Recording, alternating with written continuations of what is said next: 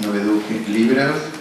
Quiero darles la bienvenida y presentarles a la licenciada Messing, autora de nuestra editorial de 3 obras interesantes, siempre dedicadas a la relación de los jóvenes con la familia. Hoy vamos a presentar la obra ¿Por qué es tan difícil ser padres hoy? Si nos deja el público. Y ya hemos publicado también de la licenciada Messing las obras de Motivación, Insatisfacción y Abandono de Proyectos en los Jóvenes, Orientación Vocacional y Vínculos Familiares, y una obra dirigida a los profesionales denominada Simetría entre Padres e Hijos. La licenciada es licenciada en Psicología y Sociología, psicóloga social y psicodramatista. Es orientadora vocacional y dirige la Escuela de Posgrado en Orientación Vocacional Vincular Familiar. Coordina el curso para graduados en Orientación Vocacional Ocupacional con abordaje vincular familiar. Es terapeuta vincular familiar y miembro de la Sociedad de Terapia Familiar y codirectora de la organización Vincular. Se ha especializado en la clínica, la investigación y la difusión de la simetría en los vínculos familiares y sus consecuencias en el plano emocional, educativo, vocacional y social, y más recientemente en el hallazgo de la simetría inconsciente como cambio estructural del psiquismo de niños y jóvenes, que es el eje de la obra que vamos a presentar el día de hoy. Asimismo, después de la presentación, Claudia nos va a acompañar a todos nosotros al stand, y los que quieran recibir el ejemplar firmado puedan ahí solicitar su dedicatoria. Gracias. Bueno, buenas noches a todos. Les agradezco mucho que estén aquí y espero que esta charla les sea suficientemente instructiva, interesante y que los ayude a entender las problemáticas cotidianas que tienen en sus casas, como padres, como profesionales, y especialmente a los jóvenes que también están acá. Espero que les sea útil para entenderse a sí mismos en esta época tan complicada. El próximo libro mío se va a llamar ¿Por qué es tan difícil ser joven? Así que estoy pensando realmente en poder ayudar a los chicos a que se entiendan a sí mismos, que es toda una tarea. Si quieren sentarse, aunque sea por el suelo, la alfombra es muy cómoda, así que se van acomodando. Bueno, entonces este libro se llama ¿Por qué es tan difícil ser padres hoy? Y como les adelantó Daniel, tiene el objetivo de transmitirles y explicarles un cambio psíquico-estructural que se da en los niños, se da en los jóvenes y también en los adultos. Aunque me ocupo mucho de los niños y los jóvenes, los adultos que están acá creo que les va a ser fácil identificarse con muchísimos de los elementos que yo voy a relatar acá. Este cambio estructural lo he denominado simetría inconsciente porque tiene que ver justamente con la definición de simetría. Desde el diccionario, simetría es la correspondencia exacta en forma, tamaño y posición de las partes de un todo. Vamos a ver cómo esta definición nos va a ayudar, pero bueno, vamos más despacito. Entonces, el objetivo de esta conferencia es explicar por qué es tan difícil contener y poner límites a los chicos actuales, ayudarlos a alcanzar su autonomía y a tolerar su frustración. Vamos a ver que el tema de la frustración es uno de los temas más importantes que afectan la vida cotidiana de ellos. Entonces, la simetría inconsciente es una mimetización, una copia. Imagínense como si fuese que hay una copia en el espejo. Los chicos desde bien chiquititos, desde que son bebés, copian a sus padres. ¿Pero qué le copian? Copian el inconsciente de sus padres. Copian lo que sus padres piensan y sienten. Eso lo van a ir pudiendo formular con el tiempo. Pero básicamente es como un imprinting. Copian todo lo que sus padres tienen adentro. Esta mimetización antes no se daba así, porque los vínculos anteriores eran vínculos mucho más autoritarios, más distantes. Entonces el chico quería ser grande, pero no se producía esa copia inmediata de los padres, más vale los iban copiando, los gestos, las actitudes, y un chico chiquitito quería ser grande. Esa era un poquito la meta de antes. Ahora se produce esta mimetización masiva desde el vamos. Desde el vamos ustedes podrán observar bebés que son incontenibles, bebés que desde el vamos hacen espasmo de sollozo, por ejemplo, y manejan a sus padres desde la más tierna infancia, chicos chiquititos que es imposible hacer que coman, que se vistan, que coman lo que, digamos, a los horarios habituales. O sea, chicos que desde muy chiquititos muestran que necesitan mandar en la familia porque se sienten grandes, se sienten adultos, sienten que saben y necesitan mandar porque eso es lo que sus cabezas les indica.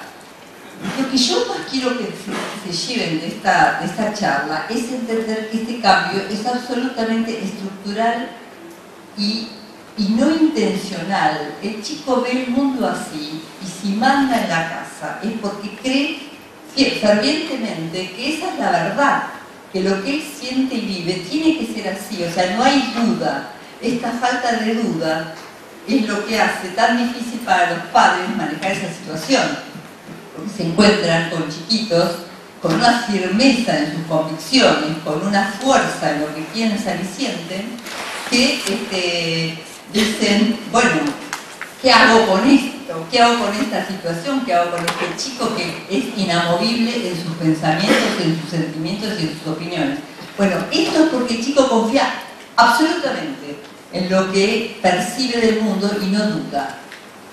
Y esto tiene que ver con este cambio estructural que todavía no se conoce, y en la medida que se conozca podremos desarrollar a nivel educativo y a nivel psicosocial un montón de elementos para manejarnos con esto. Pero piensen ustedes que este cambio estructural no se conoce a nivel educativo. O sea que desde la educación todavía no se puso en marcha ningún tipo de mecanismos o de herramientas para lidiar con esto. Entonces cada persona lidia como puede, como le sale. Los padres no entienden qué pasa, se desesperan.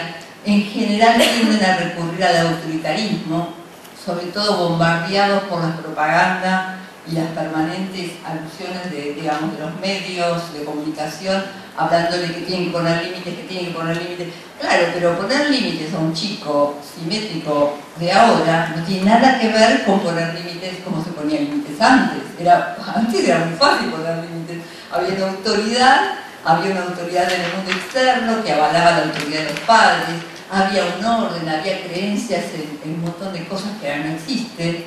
O sea que la apoyatura que tenían los padres antes es muy distinta a la que tienen ahora. Ahora se encuentran con un chico que se enfrenta a los adultos y es inamovible. Y entonces, ¿qué tienen que hacer los padres frente a eso? Bueno, esta es un poquito la idea de lo que vamos a desarrollar hoy, pero desde ya les adelanto que los padres lo que pueden hacer hoy es totalmente distinto a lo que tenían que hacer antes. Ahora tienen que conectarse, comunicarse y llegar al chico de una manera totalmente distinta, de una manera emocional. Si uno no llega a los hijos desde el corazón, no va a poder lograr nada de ellos. Porque así como son estrictos y confían en sus pensamientos, también son muy sensibles y perceptivos. Y cuando se encuentran un adulto que les habla con el corazón, que les habla con la verdad, que les habla de sus sentimientos y de sus emociones, y se pone en juego en ese vínculo, estos chicos son hipersensibles a ese tipo de comunicación. O sea, son sensibles a la autenticidad en el vínculo y no son sensibles al cómo sí o a la postura o a la postura defendida. No son sensibles al discurso, que muchas veces los padres apelan a ese discurso de lo que se debe hacer. A eso no son sensibles. Cuando aparece ese discurso, los chicos miran para arriba, para el costado, suspiran, bostezan, no se conectan con nada. Pero cuando encuentran un padre auténticamente hablándole a él de lo que siente, de lo que piensa, de lo que le pasa en ese vínculo, el chico escucha. Esto ustedes lo habrán comprobado en múltiples oportunidades. Bueno, vamos a seguir un poquito con esto, mientras se van acomodando la gente. Hola. Entonces, van a tener que sentarse por ahí. Entonces decíamos que la simetría inconsciente es una mimetización, una copia, una identificación masiva inconsciente con el lugar del adulto y con sus historias. Vamos a ver a lo largo de esta charla que no solamente se identifica con lo que piensa y siente el adulto, sino con sus historias. Esto es muy importante para entender muchísimas sintomatologías que se dan, que no se entiende de dónde viene, y ustedes van a ver acá cómo hay una copia de la situación traumática no elaborada de los padres y de los padres en relación a los abuelos. O sea, esto también es un componente de la simetría que hay que atender, porque un chico que muestra un síntoma en la familia es también una oportunidad de descubrir qué es lo que no se trabaja en la familia, de qué se está haciendo cargo que no se ha resuelto. Nada es azaroso en lo que muestran ellos. Captan algo que no está resuelto y lo ponen en evidencia. A ver.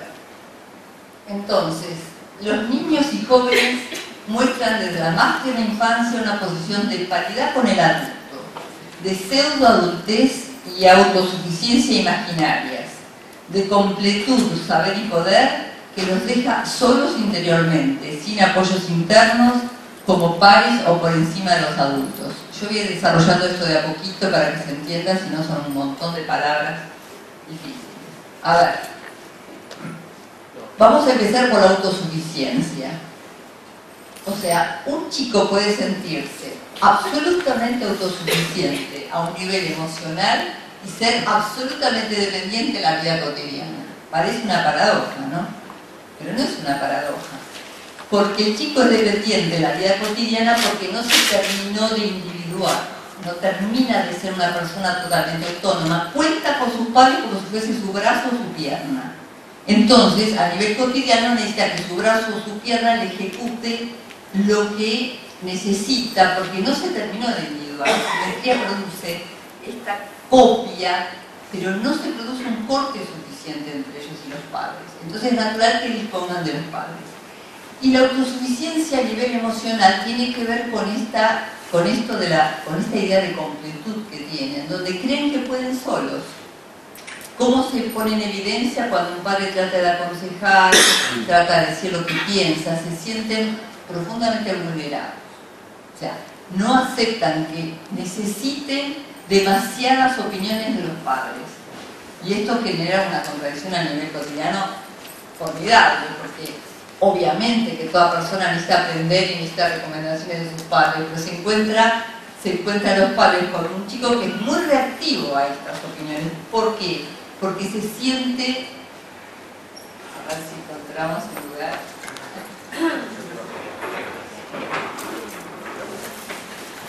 Venga, señora, ¿no?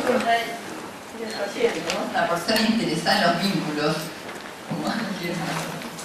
Bueno, voy a seguir un poquitito en esto. Vuelvo a la definición de simetría porque me parece que es lo que más va a poder terminar de explicar esto.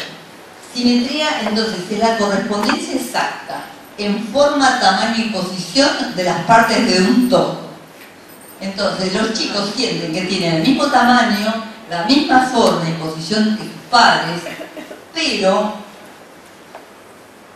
el tema, digamos, la gracia, lo importante de esto está en seguir formando parte de un todo. En la simetría, me miro en un espejo, tengo la misma posición, el mismo tamaño, pero sigo formando parte de un todo con los padres. Por eso es que no me termino de individuar. Yo soy una parte y mi padre es la otra parte de mí y estoy como unida y no me doy cuenta que estoy unida. Entonces, la individuación, la identidad es mucho más difícil en los tiempos actuales. ¿Cómo hace un chico para alcanzar una identidad desde esta sensación de completud que tiene con los padres? ¿Cómo hace para diferenciarse, para separarse? Por eso la adolescencia es tanto más complicada, porque encima de la adolescencia hay que separarse de los padres, pero hay que separarse de los padres con los cuales uno tiene un vínculo de completud y de unión muy fuerte. Entonces, por eso se hace tan complicada la individuación, el crecimiento, la salida al mundo externo. Entonces, como siguen formando parte de un todo con los padres, no se terminan de separar, no se terminan de individualizar, no se terminan de discriminar de sus figuras parentales. ¿Se entiende lo que estoy diciendo? Es como si siguiesen todavía formando parte de ellos, formando parte de este todo con los padres. Obviamente esto no es permanente. Cuando el padre se quiere acercar, el chico lo que dice, no, hasta acá, yo soy yo, no te me acerques. Pero cuando el padre se aleja, necesitan que ese padre esté disponible casi en forma permanente. Esa es la contradicción que los vuelve locos a los padres. ¿Cómo es que me pedís ayuda para todo y cuando yo me quiero acercar no podés escucharme? Pero si uno entiende la lógica que tienen los chicos en su cabeza, es absolutamente coherente. Y eso es lo que me interesa, que puedan entender cómo funciona esto, para no desesperarse, para encontrar una manera de comunicarse diferente, para llegar a eso de una forma diferente. O sea, un problema se puede resolver solamente cuando se entiende.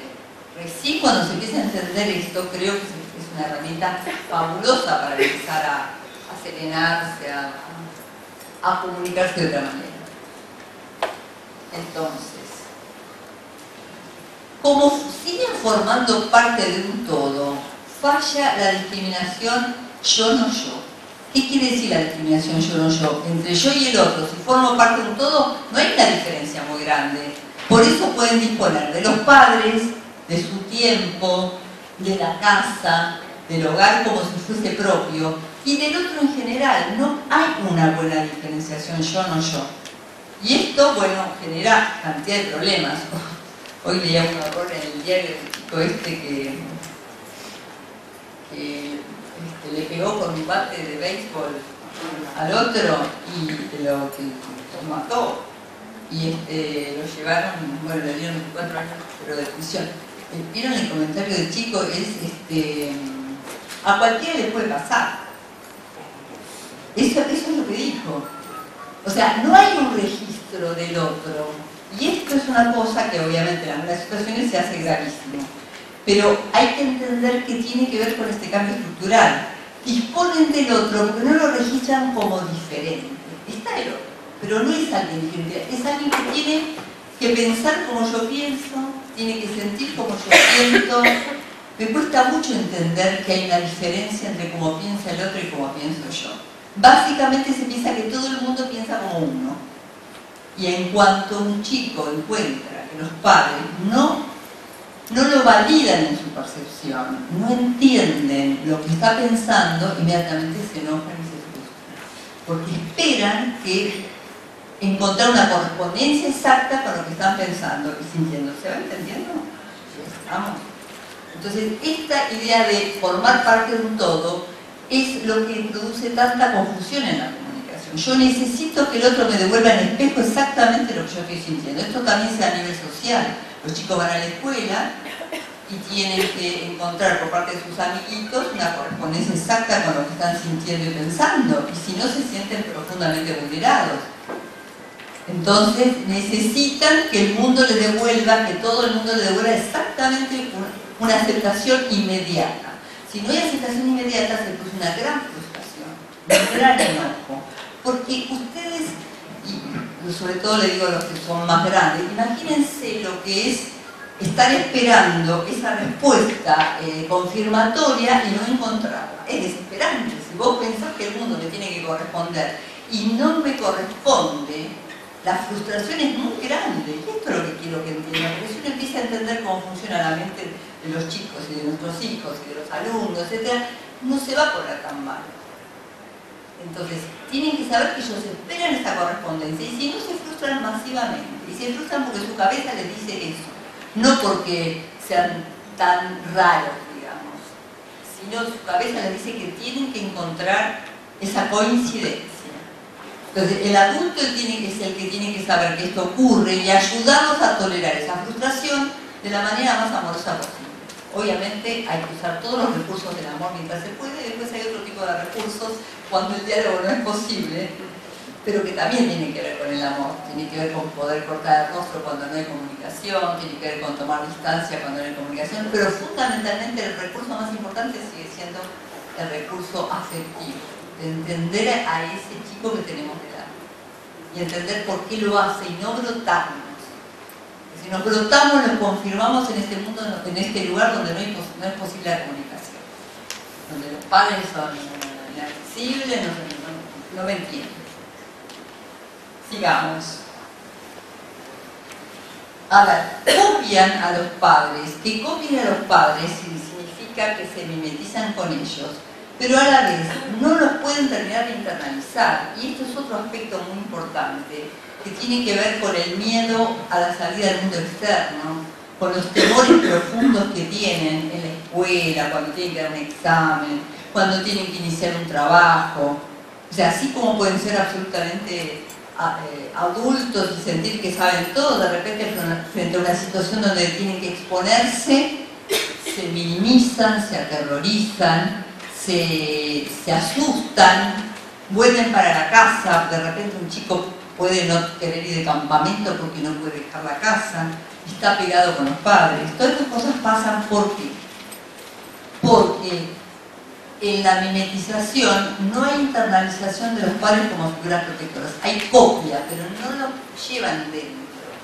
Este es un trabajo que hay que realizar. Los padres tienen que lograr que los hijos los vuelvan a internalizar como figuras protectoras. Tienen que lograr que se acerquen afectivamente lo suficiente como para registrar que cuentan con los padres. Adelante, gracias. No. Yo tomo agua.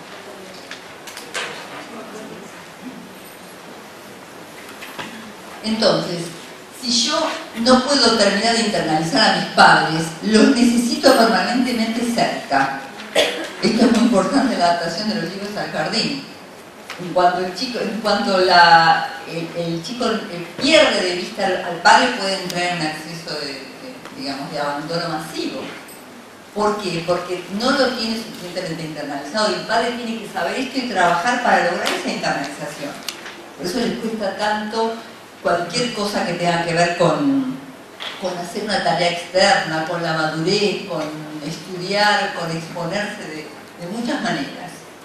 No tienen la sensación que tienen padres protectores adentro.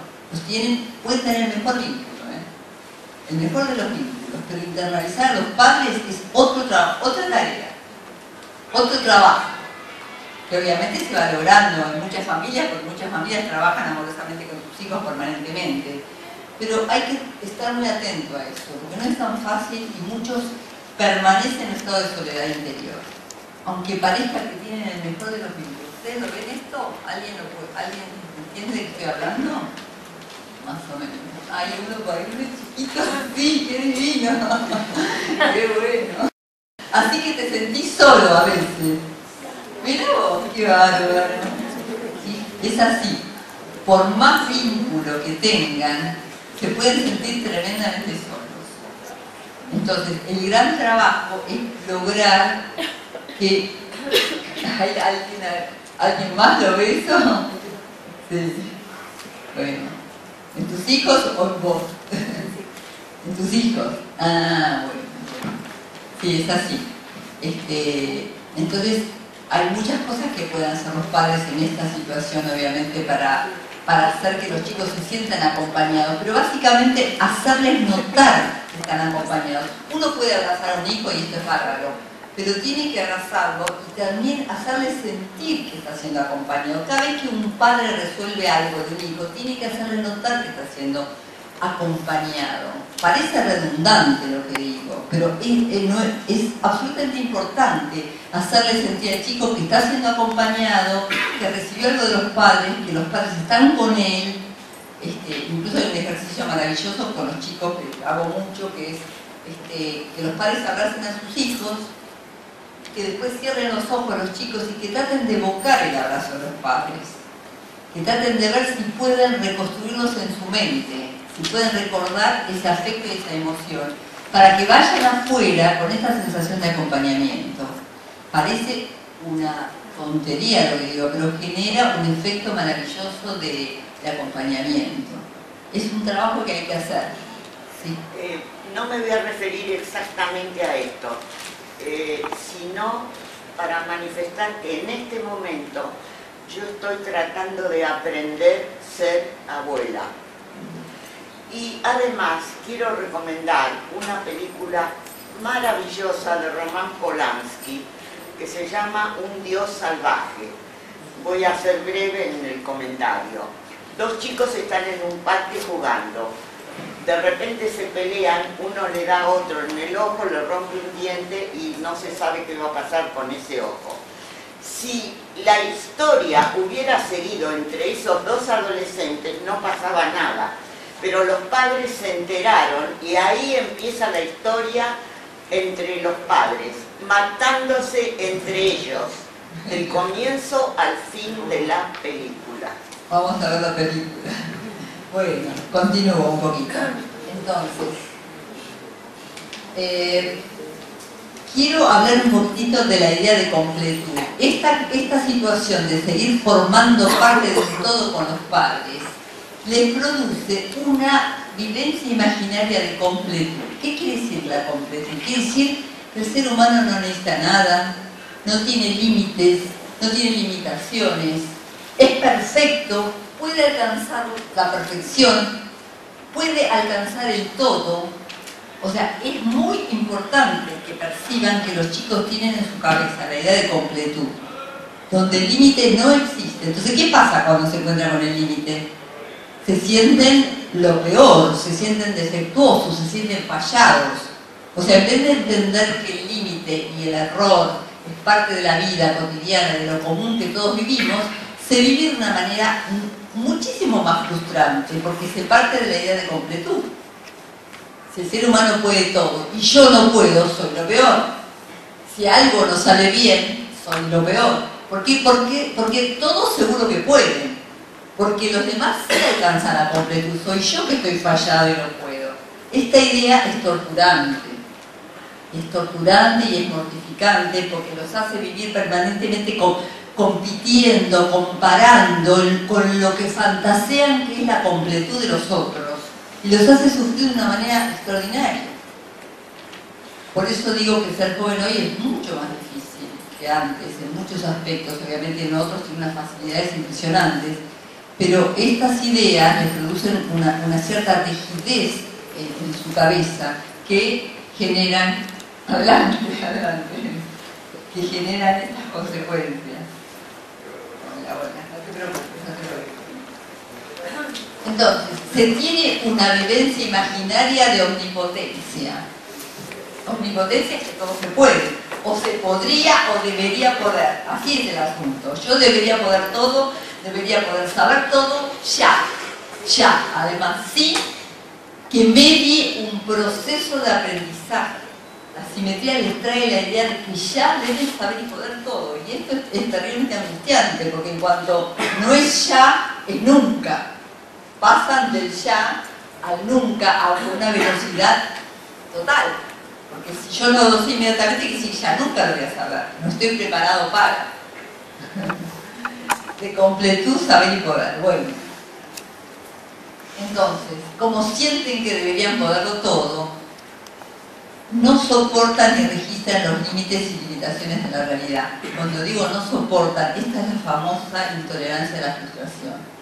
La intolerancia a la frustración viene de esta situación de completud, donde el ser humano tiene que por todo, y cuando no logra ya algo que quieren de los padres, que quieren de sí mismos, que quieren del otro, del amigo, del novio, del vecino, entran en una situación de intolerancia a la frustración terrible.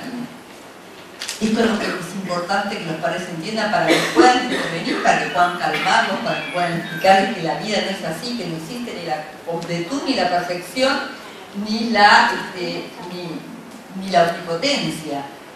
Pero también los padres tienen que trabajar con su propia omnipotencia y con su propia sensación de completud y su propia intolerancia a los límites y las limitaciones para convencerlos a sus hijos. Y ahí es donde entramos en un terreno que los adultos también padecen.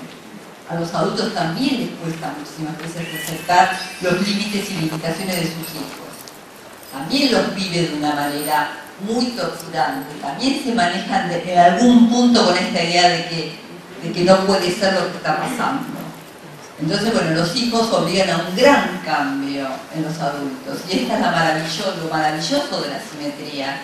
Exige y obliga a los adultos a un cambio realmente de paradigma en su manera de pensar, de sentir, de hablar, de comunicarse. Y produce una necesidad de una gran interrogación. Porque si esto no ocurre, si el adulto no se interroga en sus propios límites y limitaciones, ¿cómo va a transmitirle realmente a los hijos que esto existe? Bueno, a ver. Por eso el síntoma privilegiado de la simetría inconsciente es la hiperexigencia. El 88% de 760 chicos que hizo una investigación reconocían la hiperexigencia como el factor más importante de sus vidas. Hiperexigencia de no fallar, de no equivocarse, de tener resuelto todo, de elegir una carrera que me asegure el éxito. Todo esto lo afirman los chicos así en forma absolutamente consciente en un cuestionario que les hice completar, y esto está dicho con sus propias, no con sus palabras, pero con sus afirmaciones.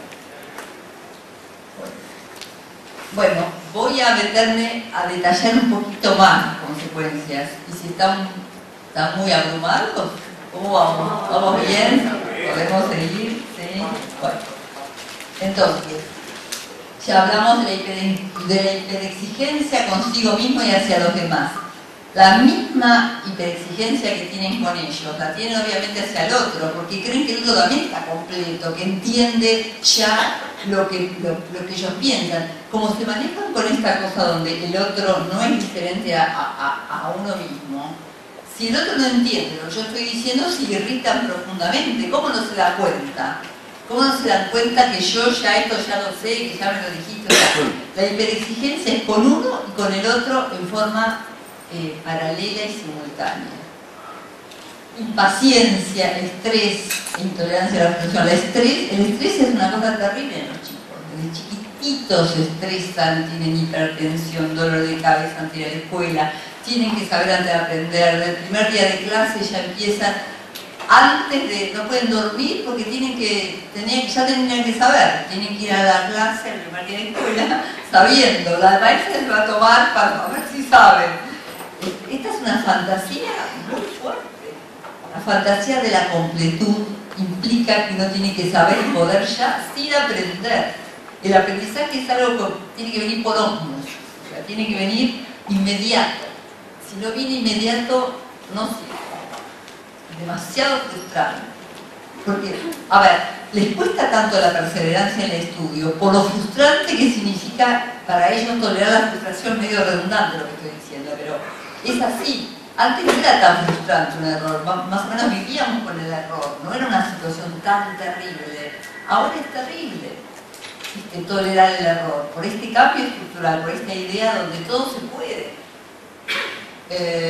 Impaciencia, estrés. Bueno, hipercrítica hacia los padres y los adultos. Bueno, la hipercrítica es lo mismo que estoy diciendo. O sea, ¿cómo no van a ser hipercríticos hacia los adultos si el adulto no entiende, no da inmediatamente lo que uno quiere, no adivina, que molesta? En fin, la hipercrítica es permanente y además porque como se manejan con una idea de perfección, el adulto tiene que ser perfecto. Y si no es perfecto, hay uno avalando. ¿Lo ves eso? En caso con mi madre. ¿Cómo? En caso con mi madre. Claro. Tiene que ser perfecta, ¿cómo no entiende? Entonces cuando no entiende, se produce una gran impaciencia. Deterioro de la actitud de aprendizaje. Esto es bastante claro. O sea, ¿cómo no se va a deteriorar la actitud de aprendizaje si yo ya sé? Yo ya sé, ¿para qué tengo que aprender? Todas estas tonterías que me quieren enseñar en el colegio.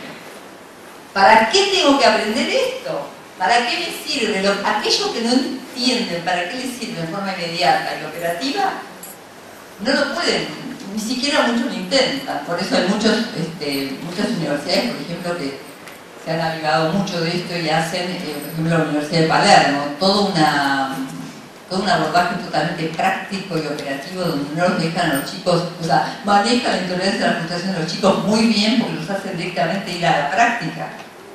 La tienen re clara, ¿no? Algunas instituciones. No porque sepan la asimetría inconsciente, pero captaron realmente las problemáticas de los chicos. Desinterés y desmotivación, bueno, va de la mano. ¿Cómo no voy a desmotivarme y desinteresarme si no tolero la frustración? ¿Cómo hago para persistir en mis objetivos y no desmotivarme si enseguida que no logro algo creo que ya no sirvo, que estoy fallado, me aburro? El aburrimiento es uno de los temas terribles en las casas. Los chicos se aburren porque esperan esa respuesta inmediata. En cuanto no lo tienen, se aburren. Entonces ahí los padres empiezan a bailar el malambo, ¿cómo hacen para entretener a los niños? Cuando el tema es realmente hablar desde otro punto de vista, ayudarlos a que se conecten con ellos mismos. O sea, explicarles un poquito esto que les pasa y ayudarlos a encontrar intereses más pequeños, más inmediatos. Se está riendo. Bueno, a ver. Fragilidad de los intereses vocacionales. De la misma manera que se desmotivan, los intereses vocacionales son muy frágiles porque chocan con esta fantasía de éxito maravilloso, ya, todo decepcionante, porque desde la imagen de completud que tienen, si no sienten que vibran, que sale el estrellato, enseguida sienten que no sirve. O sea, no tienen la idea de que la verdadera satisfacción en una profesión va a venir con el tiempo, con el esfuerzo, profundizando, metiéndose. Es como que en cuanto no encuentran esa respuesta inmediata que están esperando desde la idea de completud, se desmotivan. Y ahí nuevamente los adultos tienen mucho que hacer para ayudarlos a entenderse, a comprenderse, a darse tiempo, a entender que no es una falla, un fracaso que de entrada no le encuentre la vuelta a algo. Aprender a confiar en sus elecciones. Esto es un trabajo mucho más arduo que el que teníamos antes. Antes había otros problemas. No quiero idealizar para nada el modelo anterior, al contrario, soy una ferviente admiradora de este cambio que se ha producido porque creo que nos obliga realmente a crecer y a madurar a los adultos en forma impresionante y que obliga a cambiar el modelo de comunicación. Y eso es maravilloso, porque la humanidad evoluciona hacia eso, también evoluciona hacia el autoritarismo, digamos, tenemos las dos corrientes, pero este costado, si lo agarramos en profundidad, es para crecer y madurar como seres humanos. Entender que el otro es un ser que hay que respetarlo totalmente, obviamente tanto como hacerse respetar, pero respetarlo en su dificultad, respetarlo en su manera de pensar y llegar a él, sin tratar de usar el garrote, porque el garrote lo único que sirve es para apoyar a las personas y no logra nada. Garrote simbólico, no hablo de garrote concreto, ¿no? O sea, lo único que se logra con eso es simplemente que el hijo o el chico se desconecte y que pierda, que no se acerque. O sea, simplemente se retira más rápido, con todo lo que sea autoritarismo.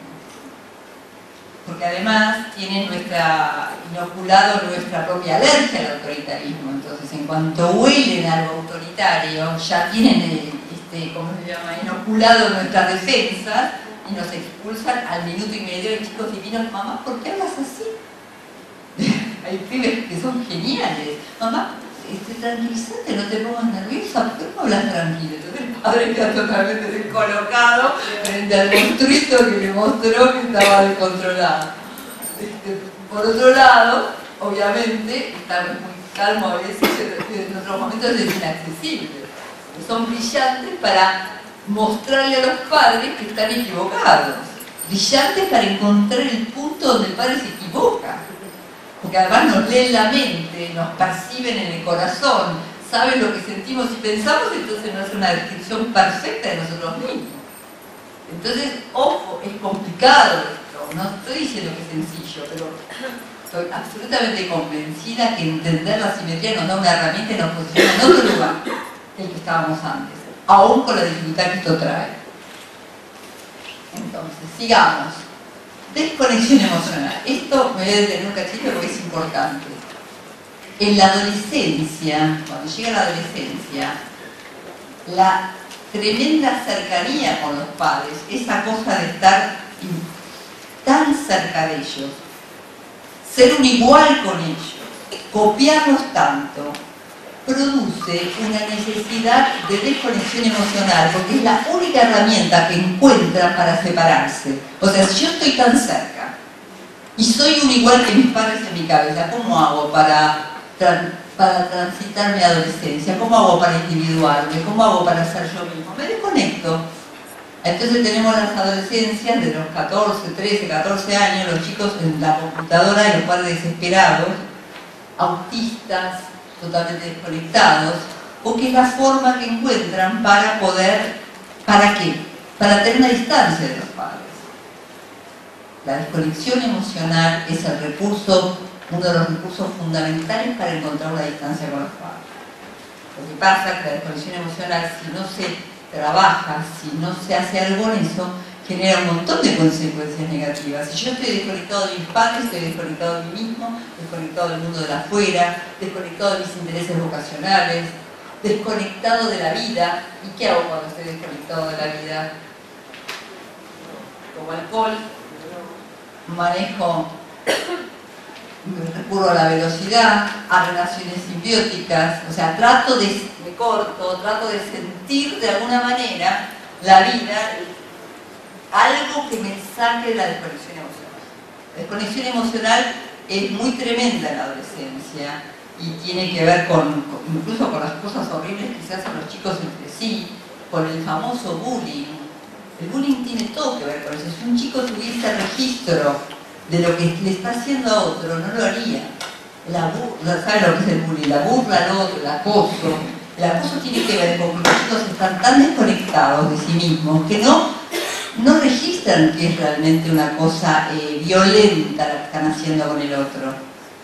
Entonces, como están desconectados, pueden hacer cualquier cosa. Y después se enteran cuando se suben a YouTube los desmanes y dicen, eso yo hice, o sea, les cuesta mucho conectarse. Y en la vida cotidiana la desconexión emocional es muy fuerte. Es una manera de tomar distancia. Esa distancia no hay que lograr que se instale, hay que trabajar para acercarse a los chicos, no hay que dejarlos que se desconecten esas horas. Lo que pasa es que hay que manejarse con cuidado. ¿Qué quiere decir con cuidado? ¿No te parece cerrar un poco?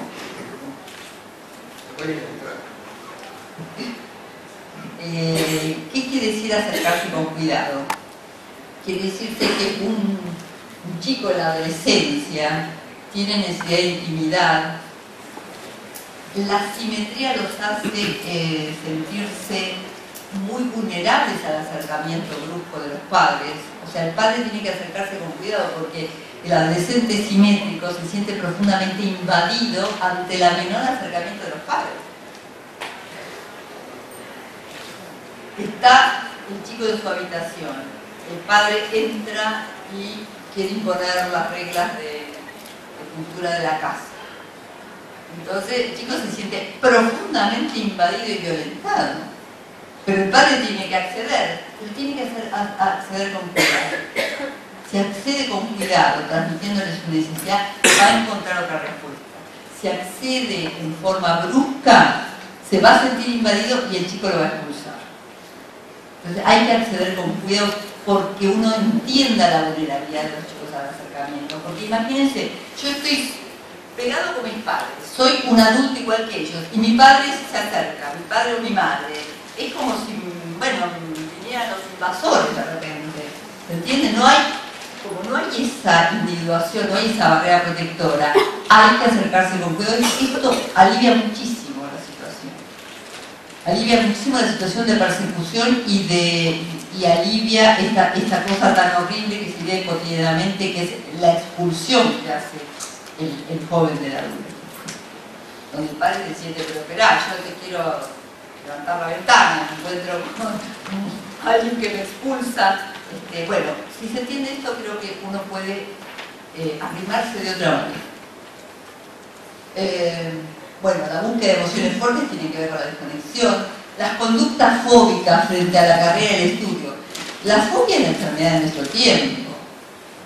¿Por qué la fobia es la enfermedad de nuestro tiempo? Imagínense lo que pasa con la asimetría y la adolescencia, como dijimos antes. La fobia tiene que ver con el miedo a quedar atrapado con el otro. Esto es la fobia. La definición de fobia es una sensación de ahogo, de asfixia que me produce el otro cuando yo me siento muy comprometido. La fobia se puede dar en los vínculos personales, se puede dar en el estudio, se puede dar en el trabajo, uno se puede ahogar en cualquier lado, se ahoga, se aburre, cambia de objeto, cambia de pareja, cambia de estudio, o sea, la fobia es una sensación de aburrimiento, de desinterés o de ahogo que se le produce a las personas ahora muchísimo, porque los vínculos justamente son tan cercanos y tan simétricos, y como se ha perdido esa jerarquía grande-chico en la cabeza, y todos somos iguales, cualquier vínculo genera una gran ansiedad, porque es como si estuviese atrapado con la mamá. O sea, todo vínculo fóbico remite a una sensación de atrapamiento en el vínculo materno. Y como todos son tan parejitos y están tan a la par, cualquier situación de entrega es terriblemente asfixiante o aguante. No sé si entienden lo que digo, ¿sí? Más o menos, ¿no? ¿Sí? Si no, pregúntenme. A ver, esto tiene que ver con la simetría y con otra cosa, que es la dificultad que tienen los padres y las parejas en general para instalar la función paterna de separación. O sea, la función paterna de separación antes se instalaba con muchísima facilidad. O sea, había un orden autoritario, el padre era el padre de familia, marcaba el corte de los hijos, en fin, todo se transitaba más o menos bien. Ahora, producir el corte que tiene que producir el padre con chicos simétricos no es lo mismo que antes. Que el chico acepte el rol del padre, acepte su función. Esto es una construcción de la pareja, donde la mujer tiene que darle lugar al papá, el papá tiene que incluir a la mamá, tienen que saber comunicarse, tienen que poder llegar a sus hijos. Es mucho más difícil que esta función de límite se instale. Entonces la fobia es la enfermedad de nuestro tiempo, porque como el límite no se instala bien, todos estamos más o menos en el mismo rango, y entonces no nos podemos entregar a los vínculos porque tenemos miedo de quedar atrapados. Esa es la historia, y eso es lo difícil. Todo lo que hay que trabajar para que estos límites se armen en la cabeza y los chicos salgan de este chicos y adultos, ¿no? Porque no solamente esto le pasa a los chicos. Deterioro del acceso al pensamiento abstracto. Bueno, esto es un tema que se viene viendo hace mucho tiempo. Las funciones, el pensamiento abstracto es el que tiene que ver con el desarrollo de las funciones lógicas, con el razonamiento abstracto, lógico, matemático, y también es el que permite acceder a una carrera humanística. Tiene que ver con la posibilidad de abstracción. Esto tiene que ver con el vínculo paterno y con el acceso a la función paterna, que, como dije antes, es mucho más difícil de instalar. Entonces, lógicamente, esto afecta muchísimo lo que es el acceso a un pensamiento abstracto. Por eso dije recién que los estudios son mucho más prácticos, los chicos buscan carreras que puedan inmediatamente tocar, poner en práctica, que puedan visualizar.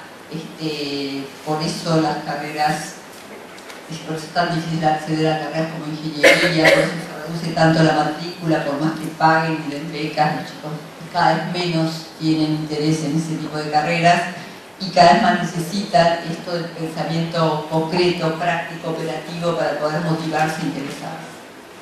Pero del que quiero hablar, y que me parece mucho más importante y que se conoce mucho menos, es el deterioro del pensamiento simbólico. ¿Esto qué quiere decir? El pensamiento simbólico es el que hace que las palabras sean palabras y no cosas. El deterioro del pensamiento simbólico hace que todo se tome a un nivel literal. La palabra del otro no es una palabra, se transforma en una orden de compra. No sé, es como todo se toma puntualmente, literalmente. No es todo, obviamente, esto en cada persona se da en algún aspecto.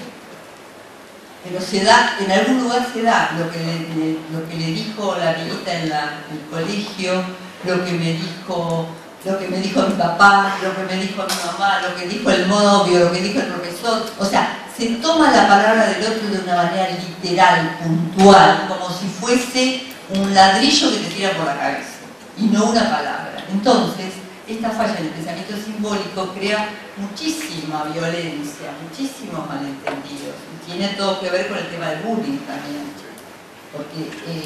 porque el chico acosado es un chico que también toma a nivel literal lo que están diciendo. No lo toma como una burla de chicos que están, que siempre existió. Lo toman como algo absolutamente real, como absolutamente literal, y se mortifican y se pueden llegar al suicidio o a la agresión y a la violencia, porque obviamente los adultos tienen que intervenir muchísimo en esto, pero también hay que trabajar con el chico acosado, no solamente con el acosador. El chico acosado toma la agresión en una forma literal, la convierte en una descripción masiva de sí mismo, la absolutiza. Y esto es lo que genera tanta violencia y tantas acciones desmedidas. Ustedes saben que en todas estas matanzas y estas agresiones siempre buscando hay un chico que se sintió agredido o acosado en la escuela. En otros países se está trabajando muchísimo. Yo acabo de hace poco, estuvimos en Perú. El tema del bullying en Perú es una cosa impresionante. Se trabaja por la televisión todos los días, hay charlas de bullying y vienen entrevistados y teóricos a hablar del tema de una manera que me impresionó. O sea que ahí se ve que el tema es una cosa muy fuerte, más fuerte que acá. Y bueno, se ha convertido casi en una temática nacional. Todavía no tenemos tanto ese problema. ¿Qué más? Estamos en problemas de aprendizaje. Bueno, los problemas de aprendizaje tienen que ver con todo esto, con el desinterés, con las conductas fóbicas, con la dificultad para el pensamiento abstracto, con la desmotivación, con la dificultad para insistir, con la creencia que tengo que saber todo. ¿Cómo no va a haber problemas de aprendizaje? Si los pibes están preparados para saber, en cuanto no saben, se les arma un lío. Además se bloquean, muchísimo se bloquean. Se bloquean porque creen que tienen que saber inmediatamente. En cuanto no les sale, se produce ese bloqueo. Y muchísimas dificultades tienen que ver con eso nada más. Pibes inteligentísimos que se hiperexigen y se bloquean frente a cualquier cosa. Entonces, el tema hay que trabajar mucho para que puedan darse tiempo y calmarse y ver que nada más que es un tema de estrés y no un tema profundo de capacidad. Bueno, ya vamos terminando. Temor al fracaso, esto es terrible. Si yo parto de la idea de completud, tengo que tener, o sea, solo puedo ser absolutamente exitoso. Si no soy absolutamente exitoso, soy un fracaso. La idea de completud da una autoexigencia en el nivel que hay que alcanzar, donde cualquier cosa que no sea 10 se vive como fracaso. Y esto es una idea que realmente los tortura a los chicos terriblemente. Inseguridad en el mundo externo, por lo mismo que dije antes. ¿Cómo voy a ir al mundo externo si no sé todo? ¿Cómo voy a ir a trabajar en un lugar si no sé todo? Tengo que aprenderme todo primero, para después ir a trabajar. Hay chicos que se reciben y no van a trabajar porque sienten que no saben todo. Yo conozco bastantes chicos que tienen un título terciario universitario y buscan empleos muy por debajo de su nivel de capacitación. Porque como perciben que no saben todo, no pueden soportar la vergüenza, entre comillas, de encontrarse que algo no sepan. Lo viven como una frustración total. Entonces, ¿qué hacen? Telemarketing. O sea, se quedan encerrados en una burbuja protectora que los destroza la vida. Tienen que poder animarse a aprender y a explorar. Mimetización con las ideas de los padres. Esto lo vamos a ver después. Ahora les voy a mostrar unos arbolitos y van a ver cómo se ve esto. Pero además la mimetización con las ideas de los padres es una cosa cotidiana que se ve en el consultorio y yo creo que mucha gente ya lo puede percibir con claridad. Cómo viven la vida, viven sus vidas como si estuviesen frente a lo que le pasó a los padres con los abuelos. Esto lo vamos a ver en los arbolitos. Ahora les voy a explicar qué son los arbolitos. Contagio emocional. Bueno, el contagio emocional es algo absolutamente cotidiano, les pasa a todos los que están acá permanentemente. ¿Qué es el contagio emocional? Yo entro a un lugar, percibo el clima y me contagio. Y creo que el problema es mío. O sea, por ejemplo, estoy con una amiga que está deprimida. Me voy a mi casa y creo que la depresión es mía. Hasta que no me avivo que la depresión es de esa persona que estuvo, cargo con un problema anímico muy importante. Eso pasa entre hermanos, padres con hijos, pasa en las escuelas, pasa entre los compañeritos. Es muy importante encontrar esta herramienta del contagio emocional, porque uno se alivia un montón cuando algo no se les va, una situación emocional, estuvieron con alguien, razonan y piensan, bueno, me pasó, esta persona pensó esto, pensó el otro.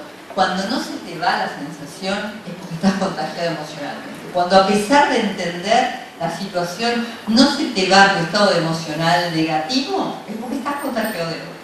Porque si no, uno lo piensa, lo elabora y de alguna manera encuentra un alivio. Pero no encuentra un alivio cuando el problema no es de uno, cuando uno simplemente contagió de otros sus emociones y quedó cargado. Y esto es una cosa muy fuerte que ocurre, les ocurre a todo el mundo, y cuando uno empieza a trabajar con esta idea realmente se produce muchísimo alivio. Bueno, vulnerabilidad y violencia es lo que estuvimos hablando. La vulnerabilidad es mucho mayor por todo esto que dijimos y lleva a la violencia rápidamente. Además, la violencia es una forma de separarse de los padres, es una forma de expulsar al otro para encontrar una individuación, pero realmente es el recurso que hay que trabajar y no permitir que suceda, porque si un padre permite que el chico tenga una actitud violenta, lo corrobora en su lugar de confusión, o sea, lo confirma en este lugar de simetría. Si hay algo que los padres no deben permitir, es el maltrato en la comunicación. Esta es una de las claves para lidiar con la simetría. Se puede hablar de todo, pero no tienen que permitir ni tienen que maltratar, ni tienen que permitir el maltrato. Esto es mutuo. Esta regla es absolutamente mutua. Ningún adulto tiene derecho a maltratar a un chico, pero tampoco los chicos o los jóvenes tienen derecho a maltratar a los adultos. Y esto es una clave muy importante de la comunicación. Podemos hablar siempre que haya un clima para comunicar.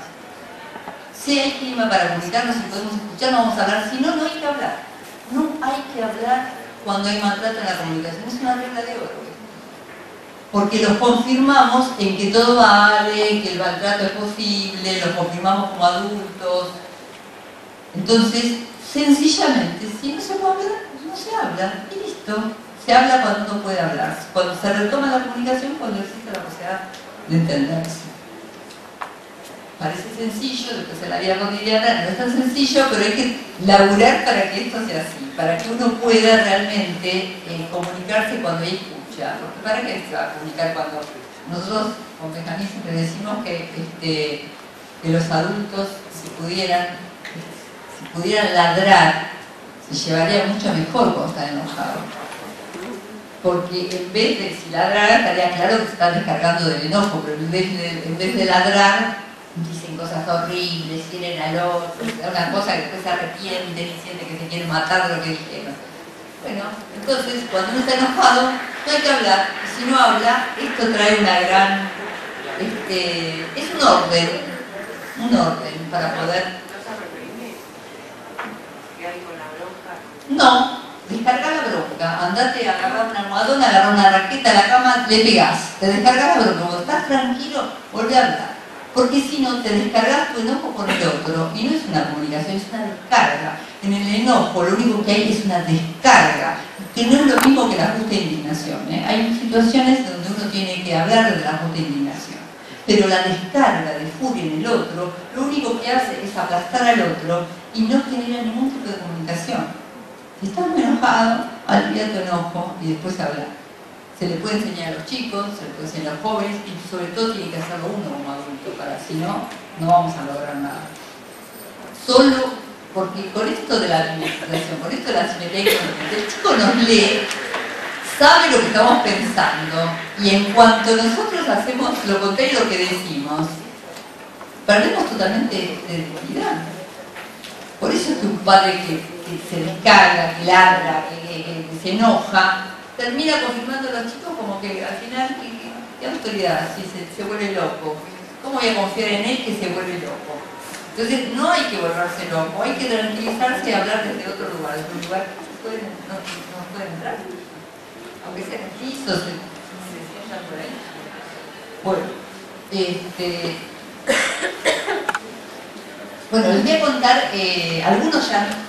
algunas personas ya conocen esta investigación, pero muchos de acá no las conocen, así que les voy a contarles de vuelta, les voy a mostrar unos el resultado de una investigación que hice en el 2010, donde les pedí a 760 chicos, 24, que me contesten un cuestionario y que me dibujen un arbolito. Le pedí además de que me dibujen un arbolito, que le pongan la edad, que le pongan adjetivos y que me lo devuelvan. O sea, el cuestionario simplemente voló así por se repartió por el país, por distintas localidades, y los chicos lo contestaban y me lo devolvían. Con este material yo hice esta investigación y les voy a mostrar entonces lo que encontré. Encontré que el 80% de los árboles de los chicos era adulto o anciano.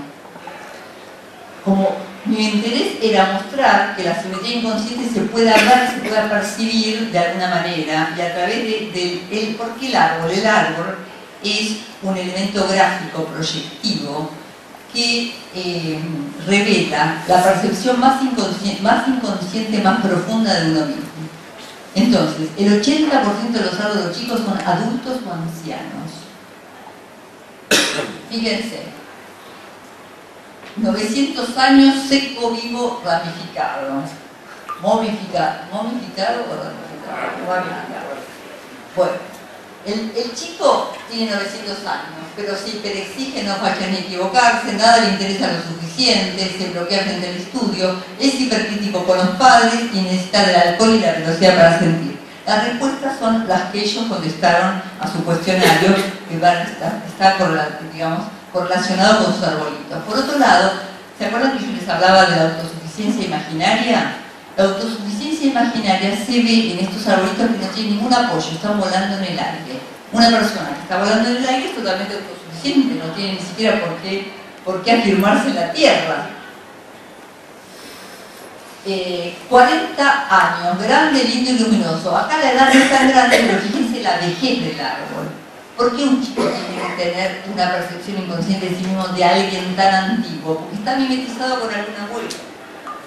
Porque está arrastrando una cosa, digamos, de mimetización con alguien muy antiguo.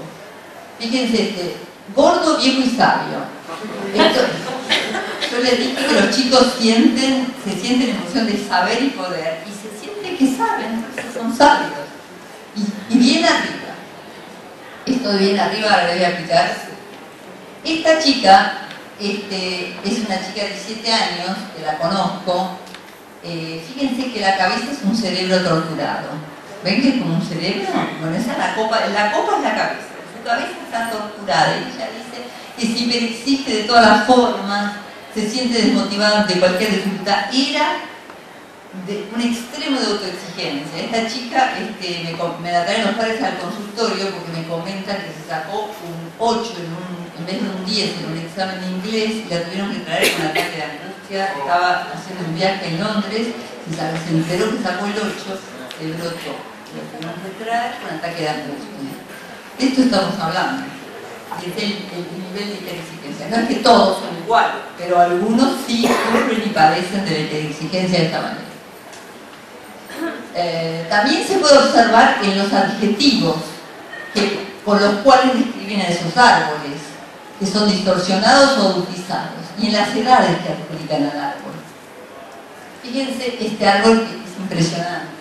Grande, sólido y viejo, pero ¿ven ustedes que en vez de un árbol es una figura de una persona? Es un hombre sosteniendo una roca pesada en su cabeza. Pues, tiene 80 años y está exigido de esta manera. Tiene esa roca pesada en su cabeza que lo oprime.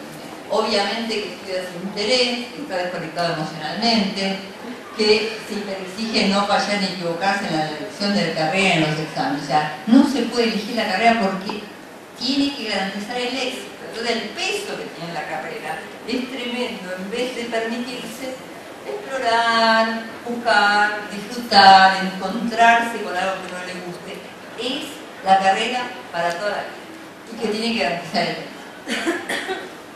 Obviamente está en el aire, grande, sólido y viejo, está totalmente en el aire. Esta chica no es tan grande, tiene solo 27 años inconscientemente, pero ya es madura, independiente y florecida. Florecida es alguien que ya dio frutos. O sea que ya tiene para... ya creció, ya maduró. Entonces como es madura, se tensiona, se exige, se llena de ansiedad. Y dice, la situación de estudio me genera tensión cuando llega la fecha de un parcial, cansancio, ansiedad por terminar en principio el CBC y luego a la carrera. O sea, va a empezar la carrera, ya se tensiona y ya tiene que terminar. Así empiezan los estudios tantos chicos ahora, con este nivel.